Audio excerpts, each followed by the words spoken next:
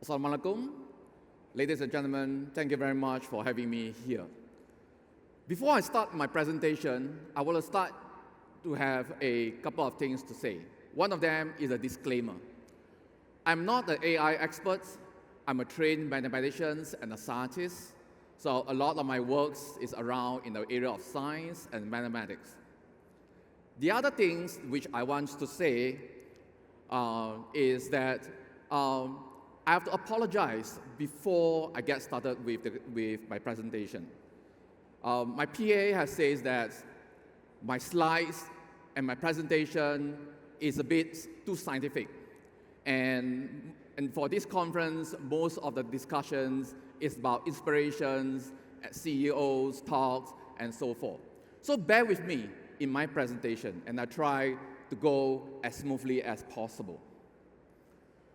Now, I come from a small little island called Singapore, which is one of the most modern cities on this planet. One of the things that we have done is that in this city itself, the government has planned for many years in designing the city to be a smart city.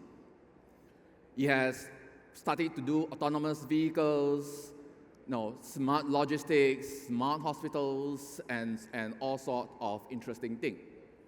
Now, even though the city has been designed to be as smart as possible, there's one thing that it cannot able to take care of. That is the weather. If you could see over Singapore, Singapore is one of the highest density of thunderstorms. We have floods. Even the cities have over 20 years planned for huge infrastructure to solve the particular problems. You still have floods and so forth. Now, the climate change is due to a couple of things. One of the things is that it is advocated that this age is considered as an essential threat to modern humanity. And why is it changing? And basically it's because of a very simple thing. It's energy budget. The Earth is taking in more energy than it can dissipate. And basically because is that it has all these emission of gas that actually trap all this energy inside this planet. Now, for over thousands of years, I would say that over the 100,000 of years, we see through a series of ice events. And it stabilized about 10,000 years ago. And this is called the Holocene period. Now, these Holocene periods allowed the human beings to actually have agriculture, to have many other things, and so forth. We survived, and we actually evolved over the 10,000 years. However, recently, our weather have changed tremendously. And this CHG effect is going to see an end of this period. We're going to change tremendously and so forth. Now, what you see over here is a simulation of what is going to happen. The heat that is going to be, that you see for the next possible 50 years or so. And the place that, like India, Saudi Arabia, and many parts of the world is sometimes of getting warmer and so forth.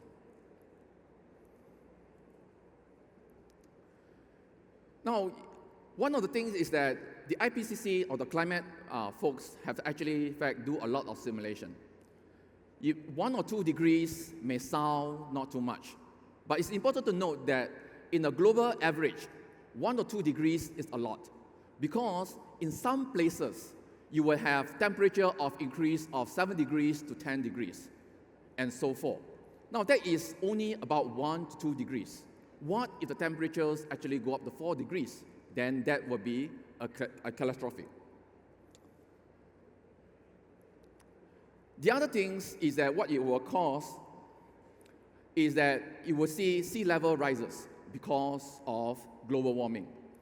Arctic ice is going to melt, and so forth. Water is going to rise, and country like in Singapore, which is only a couple of meters above sea level, is going to be a threat. And so one of the things is that the government would have to find ways to actually prevent the water from coming into the city. So what you're going to do is you're going to see extremes. There will be more areas that is going to be hot. There's more areas that's going to be more wetter, like Singapore whatsoever, a lot of rains. And there are certain areas it's going to be extremely dry. So you're going to see more and more of this extreme weather. Now, what would be the climate risk be? Of course, like I said, a warmer planet is going to be highly agenetic. For those who have done chemistry or physics, you know that when you have a boiling water, there is a lot of activities going inside a warm water. So this is the same. The planet is a fluid dynamics problem. So you're going to see a lot of extreme weather, more fire, more storms, and so forth. One of the things is that we see recently is that the California fires in about 2019, the Bangkok flooding, and Australia wildfire, which have caused a lot of life, wildlife, and including properties and so forth. This extreme weather frequency is not just the extreme weather, it's also the frequency. We're going to see more and more of this in the near future. Basically, events that happens every 20 years, right now it's happened almost every 2 years, or some of them even every year. So we can see more flooding. And the cost is, of course, is tremendous. So we are, in the US itself, about $100 million worth of damage is in 2021. So in 2025, you see that there's more of this. Climate is changing, and you will see that there is lower precipitation in the Mediterranean. That is what being predicted. The decrease of ice and snow and causing flooding, right? Heat increase, sea level rises, and so forth. There are also things like disease. Don't think of it as just that because of heat itself. The heat is going to allow the mosquito to actually multiply.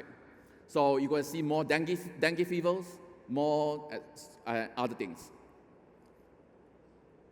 You can see also that the ice is melting in the Arctic tremendously. There is evidential events showing all these things that's happening. So we are seeing that water rises. For example, already in Bangkok, sea level already rise tremendously, and you will see more floods. The city is actually sinking. One of the things is that the AMCO, and don't worry about too much, and this is what we call Atlantic Barrier overtuning circulation, that is going to cause, going to be weakened. Of course, it's not going to die away, because if it die away, then what we have is that, if you remember the movie, it's called The Day After Tomorrow, that will happen. But it's definitely is going to be weakened because of greenhouse effect. Now, I'm going to switch topic a little bit, and we take a look at the state of the art of AI algorithms. Now, many of you will have already done AIs, and you've seen a lot in the show itself. AIs is everywhere. One of the earliest success of AI is into computer vision. Now, computer vision is mature enough to be actually implemented. It's no more just stay in the lab. You see that it can be applied into car counting, people recognitions, using in medical images, and so forth. The other thing that is growing very fast is natural language processing. And for those of you who don't understand what is natural language processing, it basically is to able to analyze languages, natural languages, like English, Chinese, Koreans, or so forth. Yes, a lot of new technologies coming out. They're getting bigger and bigger. GPT-3 is about 175 billion parameters. Megatrons, which is 500 billion parameters. And then the Wutao in China is about 1.75 billion parameters. This allows us to actually build a lot of new technology and applications. Conversational AI right now is seen everywhere. You took out your handphone, you have Siri, Google.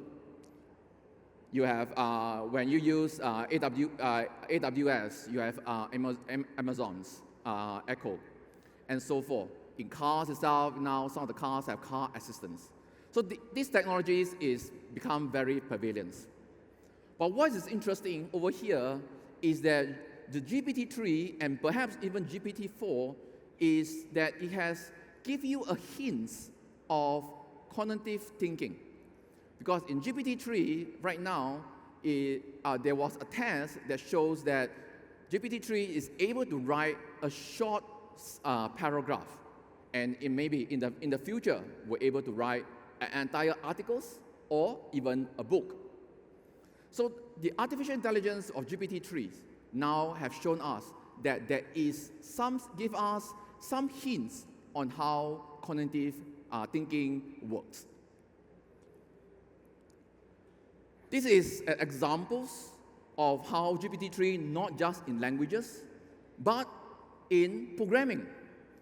Using natural language over here, you type in just in natural language, you can actually generate out codes, computer codes.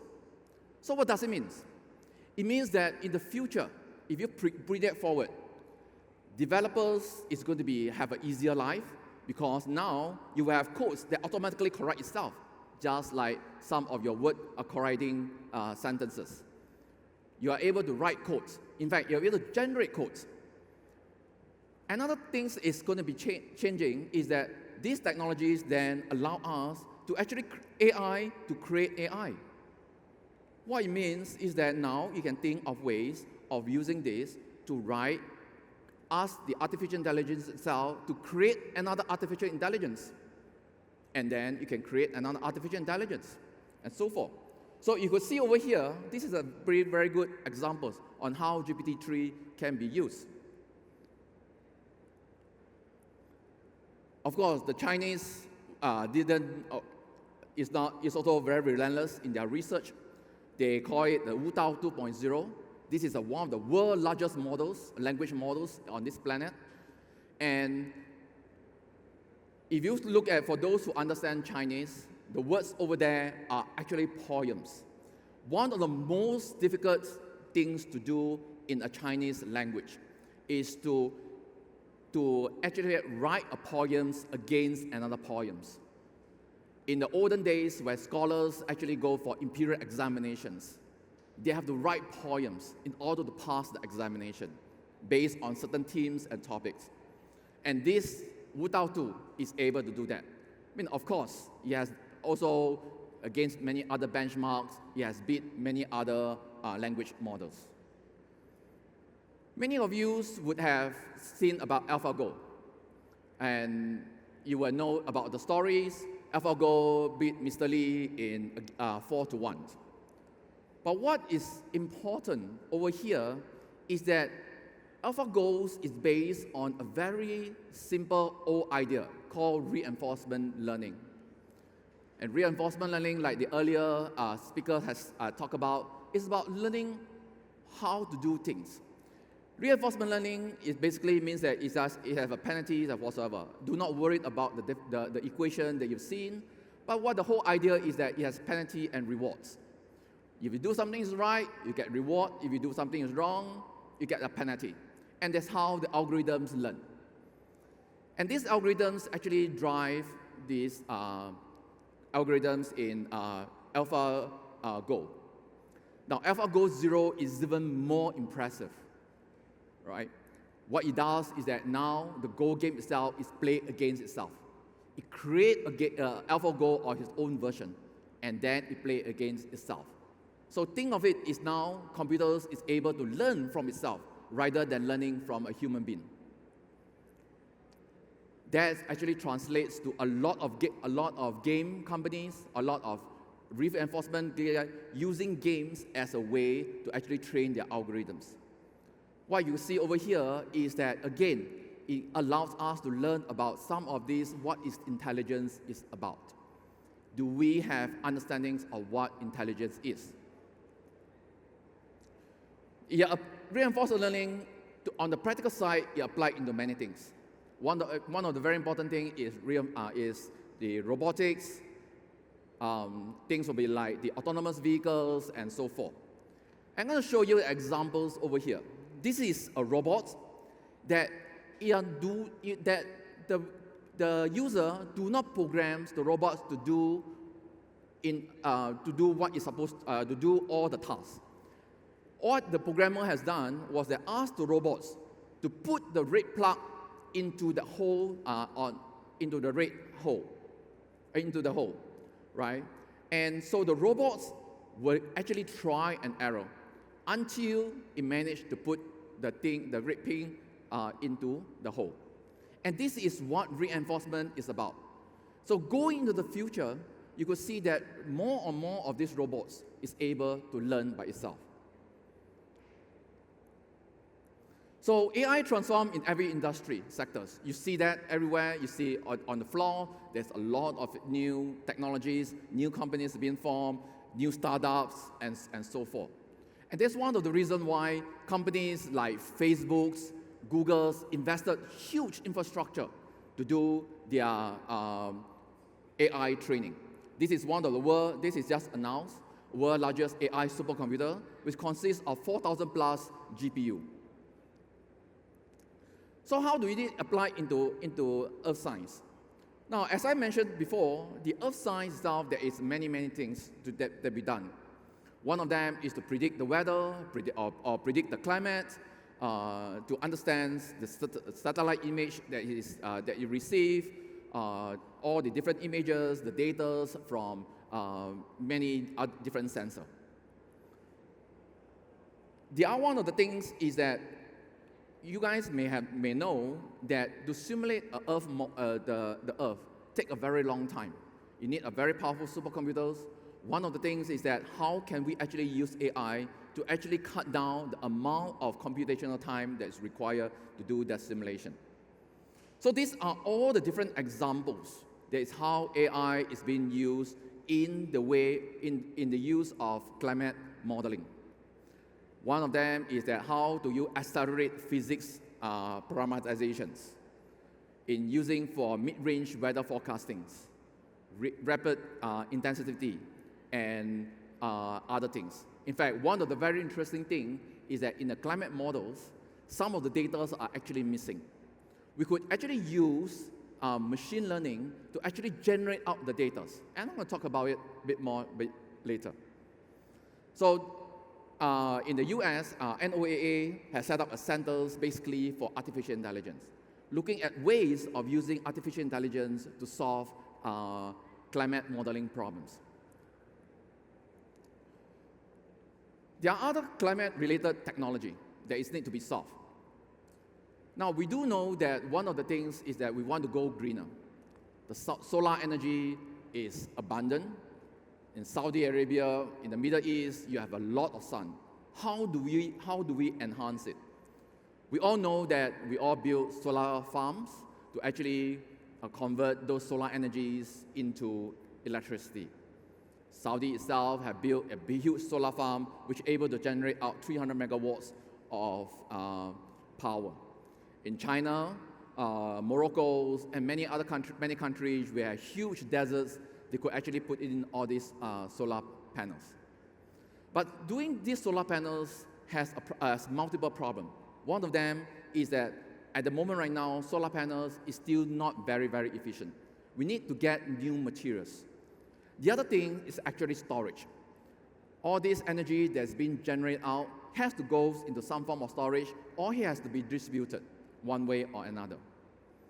So battery technology has to be improved, solar panels technologies have to be improved, and this actual fact is material science research. So one of the things is that the AI is being used now for material science research. Now, material science research, for those of you who have done material science research, will know that doing material science research takes a very long time and it's very expensive. Simulation helps, but it still takes quite a fair bit of time. So what you have right now is that we have used new ideas, making use, remember the technology that used for deep fake, that able to generate out fake characters and so on. That technology is based on what we call gangs, and that technology can be used to generate out all the different possibility of materials that can be used to solve a particular problems. So these ideas is now being used in many of these material research. So it can be help to solve some of these solar power panels design and also for battery design. The other thing is fusion energy. Now, fusion energy is a very nice idea because it is clean, there is no nuclear waste. However, it is almost uncontrollable, right? So one of the things that many big countries is now doing is to start wanting to build this generator. To build this generator is extremely challenging because if you look at it, the turbulence inside there, the plasma turbulence inside there is very violent.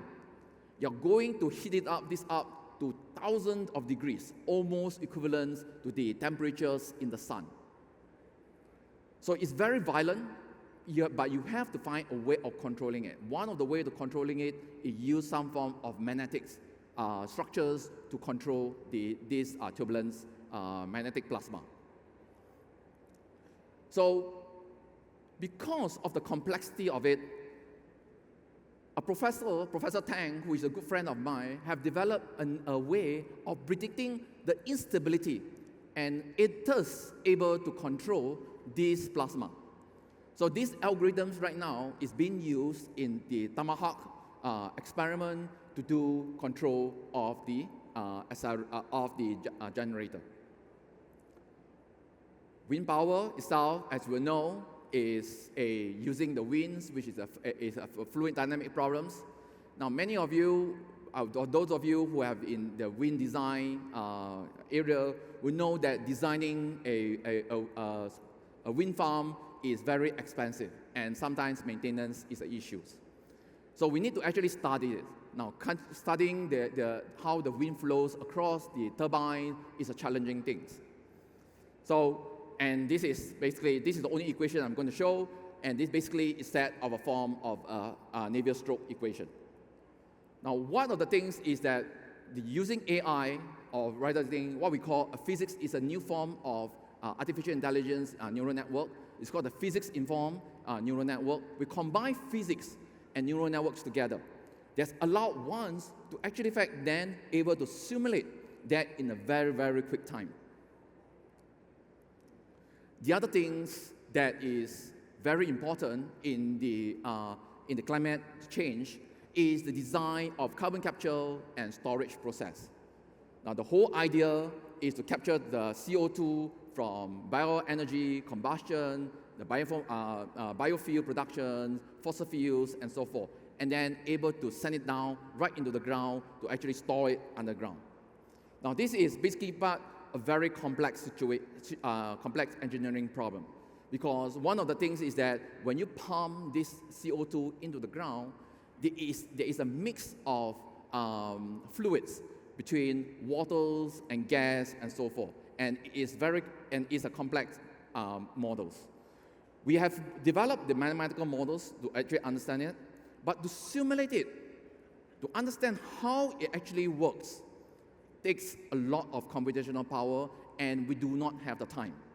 So one of the things that my colleagues have done in MV research is they came out with an artificial intelligence architecture called the Fourier neural operator.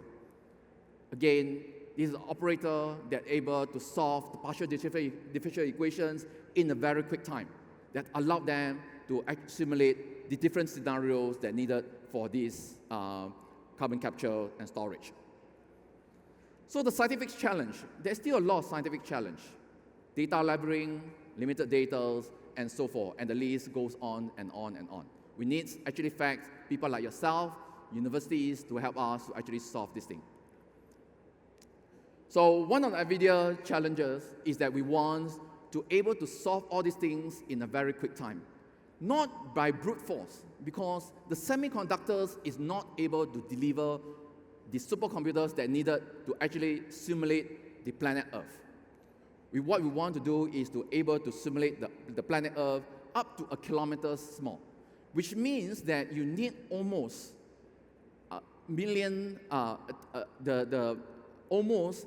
a million times the size of the supercomputer right now in order for us to do that simulation. And that is not possible because semiconductors can only do, if you go at Moore's law, 1.8 times every 2 years, and so forth. We have to look at new algorithms. Artificial intelligence seems to be a promising way to move forward because we see that, for example, the Fourier neural net operators, the new neural networks, the physics-informed neural networks, and so forth, help us to do that. So we are developing a suite of software stacks called NVIDIA Modelers that's able to solve these things, that integrates together with our GPUs and so forth. Together with it, we want to be able to visualize it. So from data, satellites, oceans, the ecosystems goes into a artificial intelligence neural network simulator, and then goes into one of the big supercomputers, and so that we can predict wind energy forecasting, extreme weather predictions, and disaster mitigations, and so forth. So with that, what we have done is that we have done this. High-resolution weather simulations, as provided by DKRZ's ICON code and vast amounts of observational data, allows us to determine the state of the Earth with unprecedented fidelity. But exploring and working with this data can be a challenge. Technologies like the NVIDIA Omniverse peer-review connector allows scientists to interactively analyze weather and climate data in 3D, to combine information from multiple sources, and to explore what-if scenarios. This takes us ever closer to a realistic, interactive digital twin of the Earth. Let's look at two examples. In August 2019, Hurricane Dorian developed into a massive Category 5 hurricane, causing over $5 billion in damage in the Bahamas and the southeastern US, with sustained winds of 185 miles per hour. Viewing high-resolution simulations like these integrated forecasting system simulations in Omniverse allows scientists to analyze the behavior of storms such as this in detail, interactively, and in full 3D. This not only aids in understanding the physics of weather systems, but also allows inaccuracies in models to be identified and refined.